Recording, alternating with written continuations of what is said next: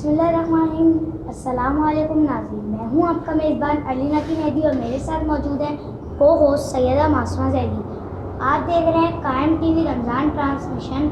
आज का हमारा खुसूसी टॉपिक है हज़रत खदीजा की शहादत। आज हमारे साथ मौजूद है शायर अहले बैत, मजहबी स्कॉलर, मीडिया एंकर पर्सन ज़ाकरा डॉक्टर सवत अस्करी। अस्सलाम वालेकुम डॉक्टर। वालेकुम अस्सलाम। आप कैसी हैं? अल्हम्दुलिल्लाह रब्बिल आलमीन।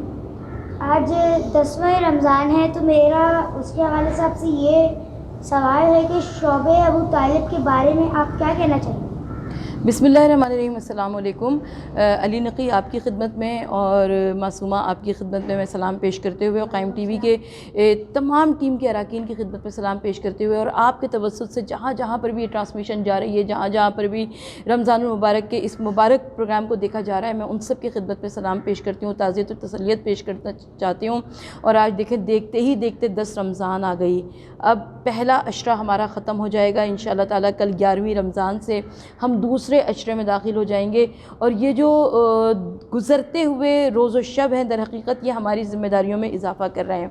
अभी कल इस्तक़बाल रमज़ान की बात हो रही थी, आज हम पहले अशरे को खुदा हाफिज़ कहने की बात कर रहे हैं और उसके बाद इसी तरह देखते ही देखते तीसरा और आखिरी अशरा भी ख़त्म होने की बात हो जाएगी।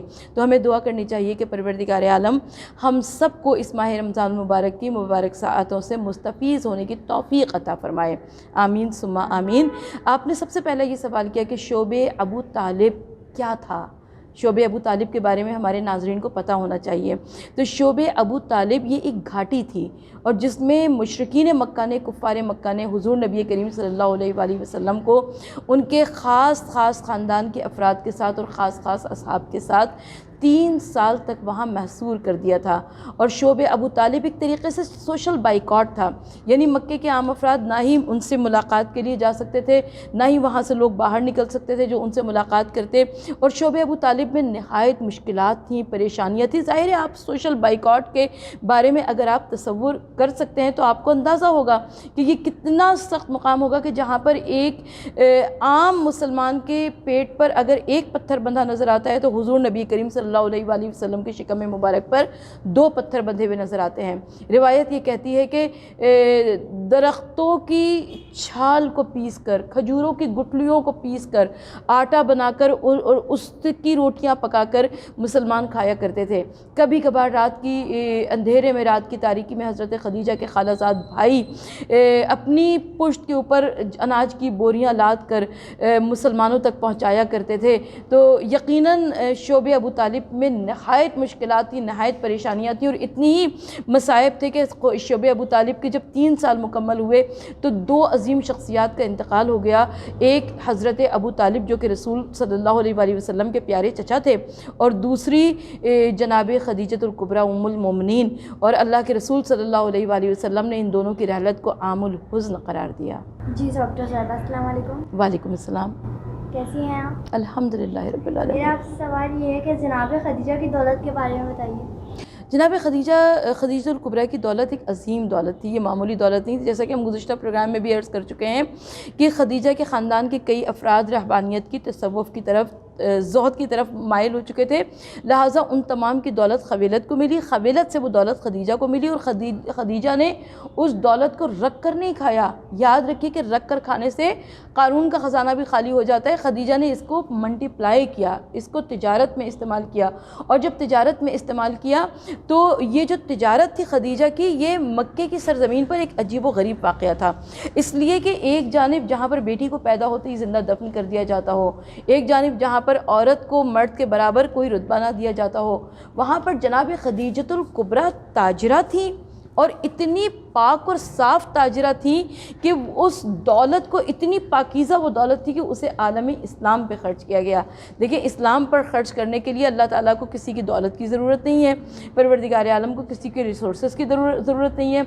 रब्बुल आलमीन तो खुलूस नियत देखता है, इखलास अमल देखता है। रब्बुल आलमीन देखता है कि उसके काम में किस कदर पाकीज़गी है। तो यकीनन खदीजा का काम भी इतना पाकीज़ा था, खदीजा की शख्सियत भी इतनी पाकीज़ा थी, खदीजा की दौलत भी इतनी पाकीज़ा थी कि जिसे आलम इस्लाम के लिए परवरदिगार आलम ने मुंतखब कर लिया और अल्लाह के रसूल सल्लल्लाहु अलैहि वसल्लम को मुखातिब फरमाया कुरान मजीद में कि क्या हमने तुम्हें یتیم پایا ہم نے تمہیں غنی کر دیا. سب کو معلوم ہے کس کی دولت سے غنی ہوئے اللہ کے رسول صلی اللہ علیہ وآلہ وسلم, کیسے تمنگر ہوئے. وہ خدیجہ کی دولت تھی جو کہ اللہ کے رسول صلی اللہ علیہ وآلہ وسلم کے ذریعے عالم اسلام پہ خرچ ہوئی, اور جس کا تذکرہ پروردگار عالم نے قرآن مجید میں بھی فرما دیا. آج اگر عالم اسلام میں یہ اذانیں دی جا رہی ہیں, یہ نمازیں پڑھی جا رہی ہیں, یہ قرآن کی تلاوت جاری ہے, تو یہ سب کا سب ام المومنین خدیجہ الکبریٰ کی دولت کا اثر ہے. بہت شکریہ ڈاکٹر صاحبہ کہ آپ نے ہمیں وقت دیا. جی ناظرین, چلتے ہیں مختصر سی بریک کی طرف.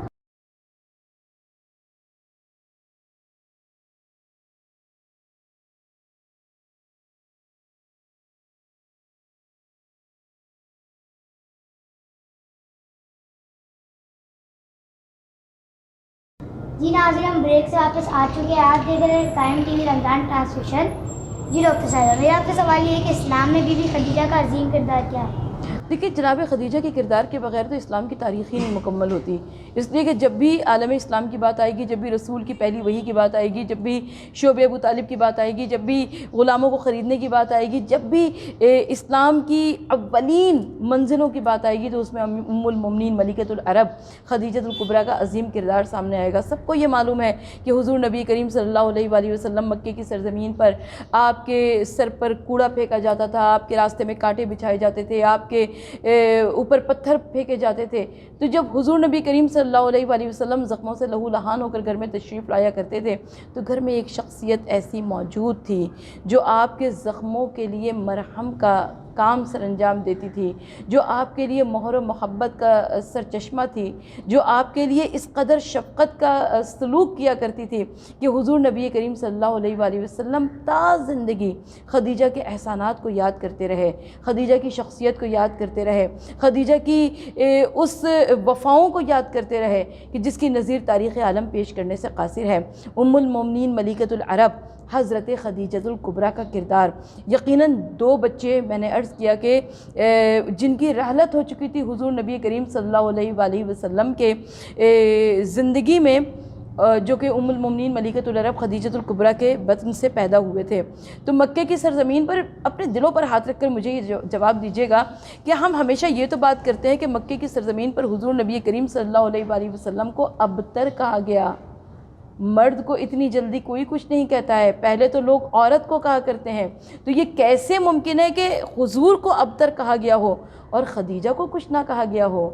خدیجہ نے بہت کچھ سہا ہوگا, بہت کچھ تانے سنے ہوں گے, خدیجہ نے بہت کچھ دیکھا ہوگا, خدیجہ نے اپنوں پرایوں کی نہ جانے کیسی کیسی باتیں سنی ہوں گی. لیکن ہزاروں سلام ہمارا ملکۃ العرب خدیجہ الکبریٰ کی ذات گرامی پر کہ آپ اس طریقے سے حضور نبی کریم صلی اللہ علیہ وآلہ وسلم کے ساتھ سیسا پلائی دیوار کی مانند ڈٹی رہیں کہ کبھی آپ اس خدمت سے پیچھے نہیں ہٹی, کیونکہ آپ جانتی تھی, بہت اچھی طرح سے جانتی تھی کہ آقا صلی اللہ علیہ وآلہ وسلم اللہ کے آخری نبی ہیں. اور خدیجہ اپنا کردار بھی جانتی تھیں کہ ہر کامیاب مرد کے پیچھے کسی عورت کا ہاتھ ہوا کرتا ہے.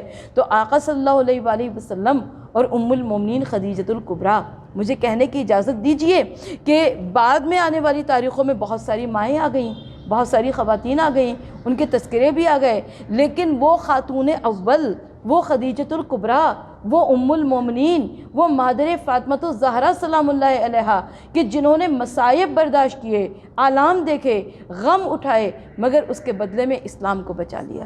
بہت خوب ڈاکٹر صاحبہ. میرا آپ سے سوال یہ ہے کہ جناب خدیجہ کی رحلت کیسی ہوئی اور وہ کہاں دفن ہے؟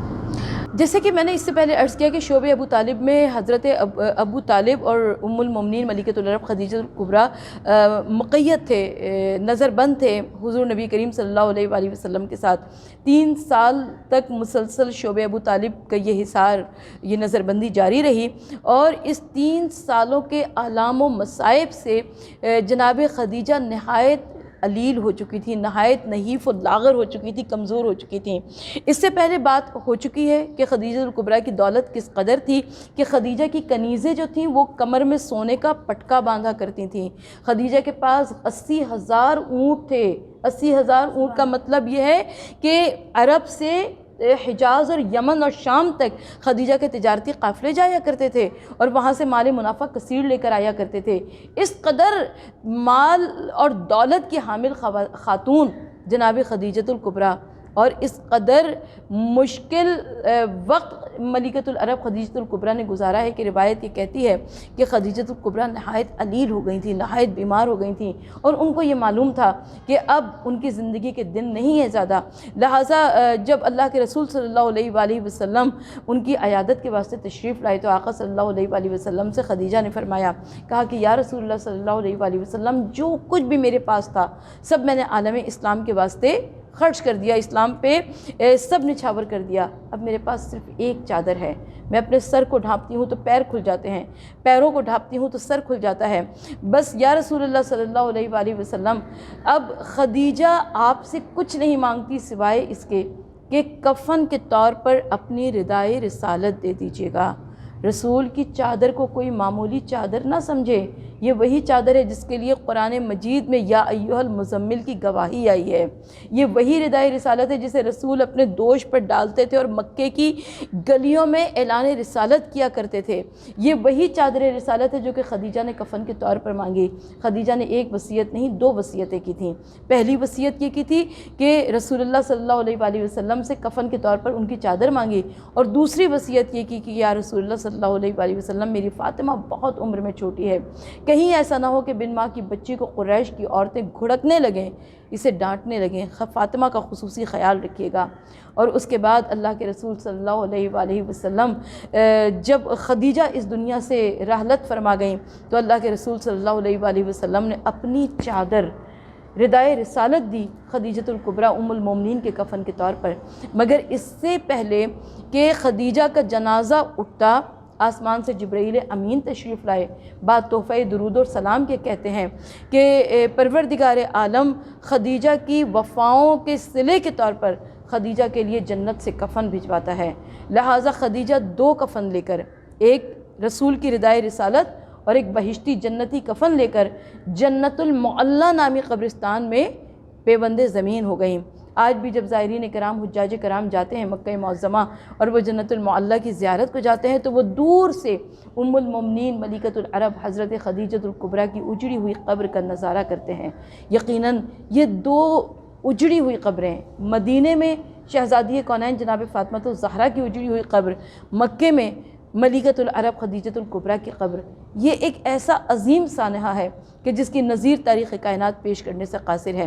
जन्नतुल मुअल्ला में भी बड़ी अजीम शख्सियात मौजूद हैं, हज़रत अबू तालिब मौजूद हैं। जन्नतुल बक़ी में भी चार आइम्मा बक़इयों के साथ साथ न जाने कितने ही असहाबे कराम, न जाने कितने ही ख़ानदानी रिसालत के अफराद मौजूद हैं। और हम आज भी खुदा से दुआ करते हैं कि परवरदिगार आलम हमारी ज़िंदगी में हमारी आँखों के सामने यूसुफ़ ज़हरा का ज़हूर हो जाए और हम अपनी निगाहों से शहज़ादी कौनैन जनाब फ़ातिमा ज़हरा और उनकी वालिदा गिरामी उम्मुल मोमिनीन मलिकतुल अरब खदीजतुल कुबरा का रोज़ा तामीर होता हुआ देख लें। आमीन। बहुत बहुत शुक्रिया डॉक्टर साहिबा, आपने बहुत अच्छा जवाब दिया, और आपका बहुत बहुत शुक्रिया कि आप आई और हमारे लिए वक्त निकाला। नाज़रीन, अब वक्त हो जाता है इस प्रोग्राम के इख्तिताम का। उससे पहले मैं कुछ शेर आपके सामने पेश करूँ। कोई आसान नहीं मिसले खदीजा होना, कोई आसान नहीं मिसले खदीजा होना, शर्त है इसके लिए मादर ज़हरा होना, शर्त है इसके लिए मादर ज़हरा होना। तेरी बेटी ने दुनिया में किया है साबित, तेरी बेटी ने दुनिया में किया है साबित, नस्ल चलने को ज़रूरी नहीं बेटा होना। खुदा हाफ़िज़ नाज़रीन, देखते रहिए कायम टीवी रमज़ान ट्रांसमिशन।